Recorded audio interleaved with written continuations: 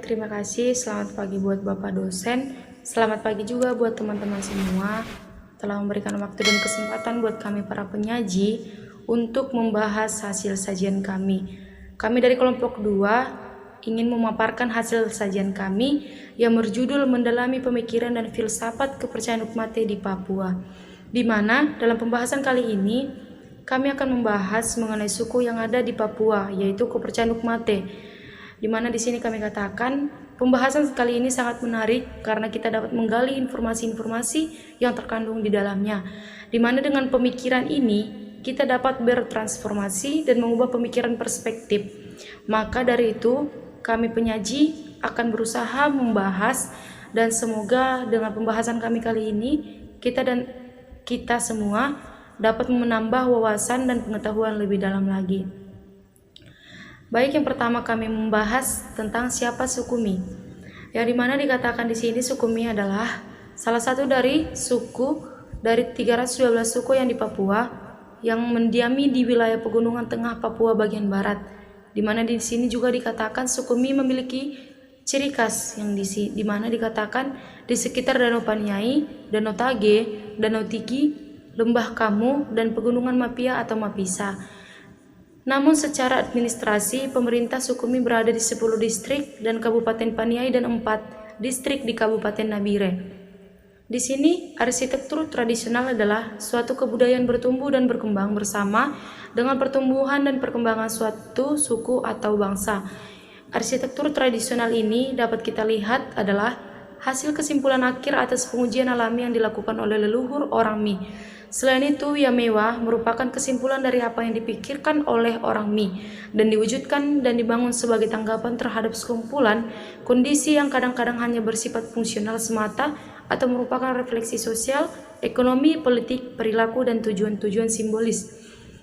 Arsitektur tradisional suku Mi Papua adalah salah satu dari berbagai macam suku di Papua yang memiliki nilai-nilai, bentuk, dan ukuran serta ungkapan jiwa melalui arsitektur yang sangat berbeda. Di sini dikatakan tulisan adalah salah satu suku Mi yang berhasil dihimpun melalui suatu penelitian atau survei pada beberapa waktu yang lalu. Tulisan berikut ini merupakan gambaran umum daripada hasil penelitian yang dibahas dari sudut pandang arsitekturnya saja. Untuk pembahasan ini,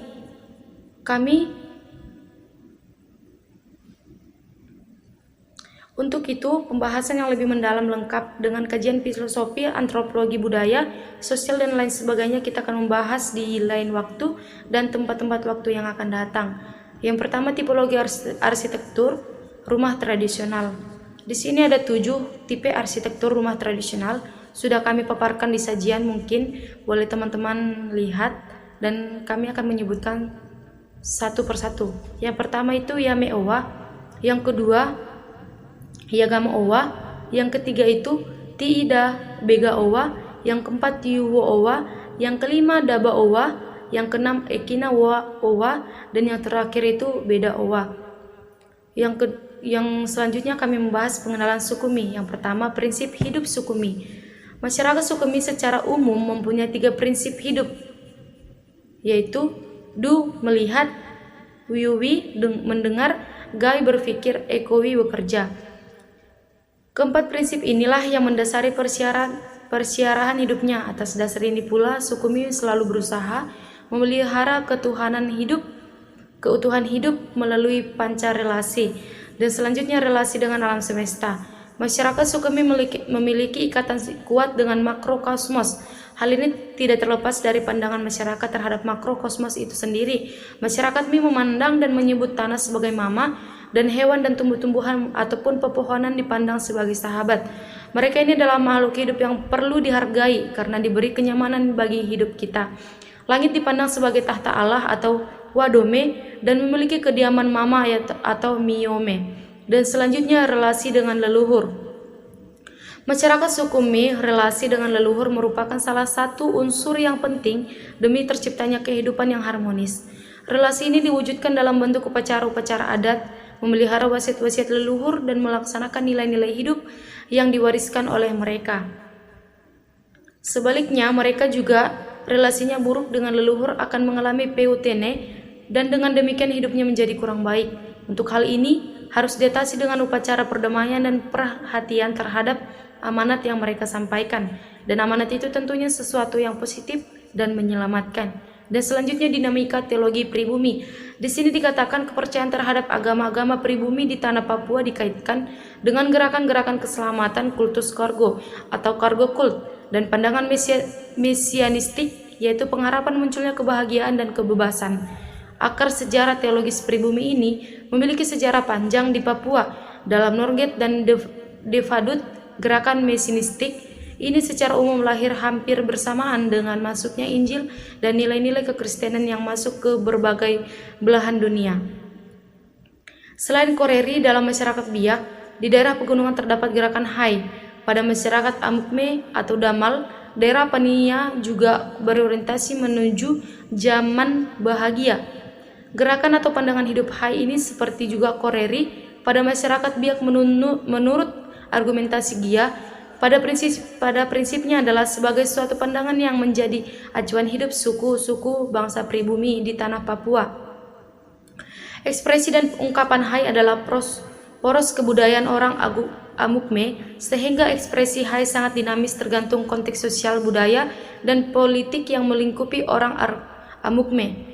Bersama komunitasnya menolak Ogai, penyiar agama Kristen berkebangsaan Barat dan atau orang dari luar Papua. Studi Giai dan Eklan mengungkapkan tentang sosok Jakheus pada Pakage dan WG Bage mengungkapkan bahwa sangat penting kelihatan bagaimana respon teolog pribumi dan gerakan keagamannya dalam meletakkan dasar bagi perkembangan teologi pribumi.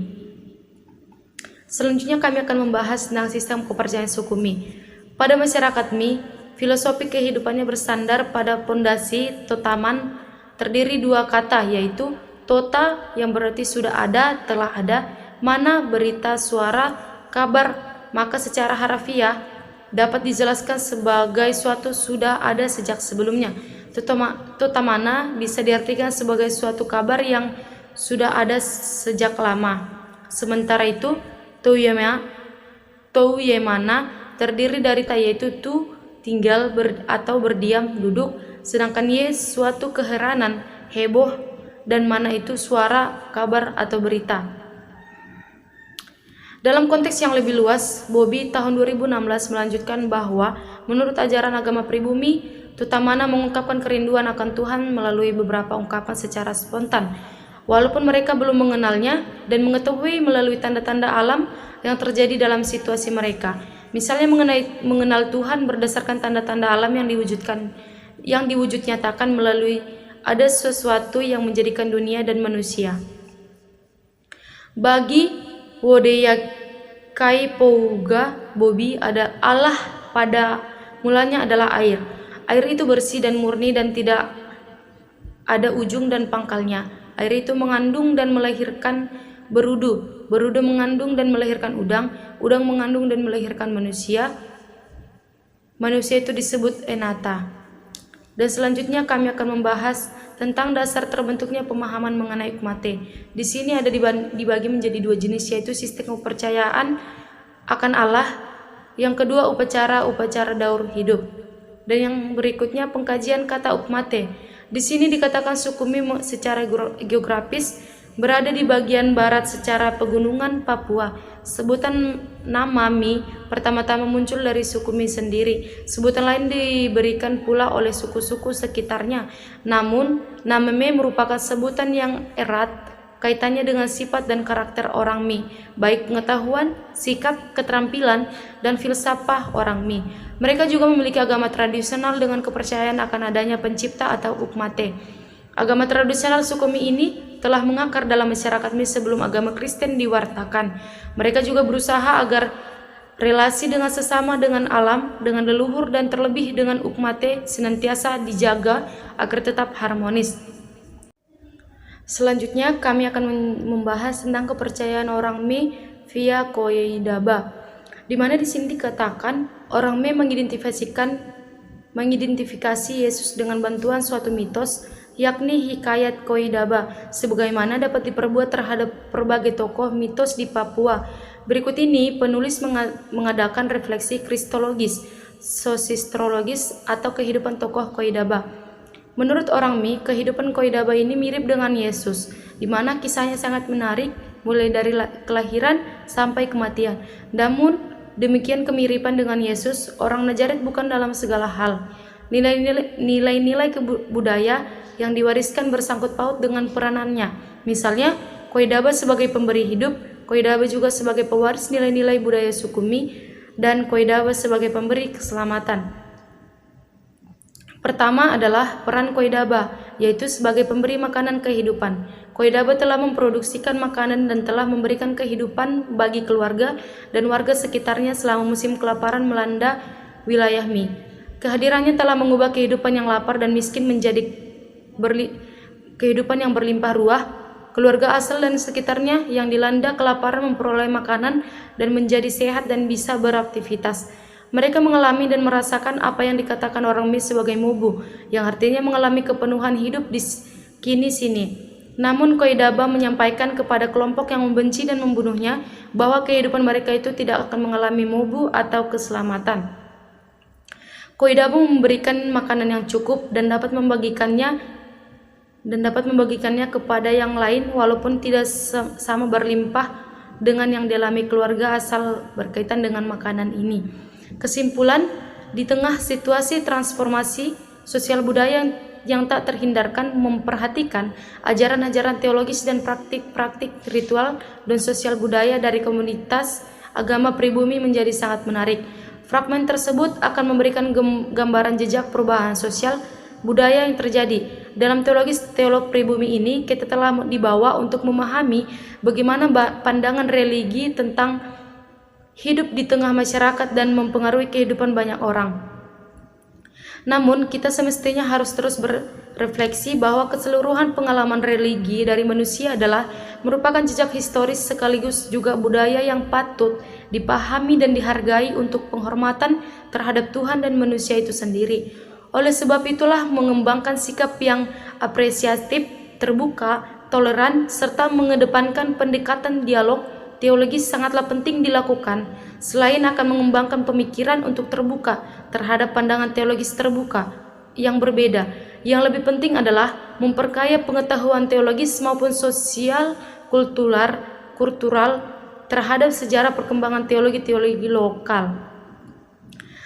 Transformasi atau perubahan sosial budaya yang tak terhindarkan di tanah Papua menuntut pemahaman yang utuh dan penghargaan terhadap keberadaan komunitas teologi pribumi ini. Kekayaan pengetahuan tentang pengetahuan teologis dan sosial budaya dari agama-agama pribumi di tanah Papua sangatlah penting untuk dituliskan. Jika tidak akan tertelan tradisi oral atau bertutur yang melekat dan hidup orang-orang Papua secara umum.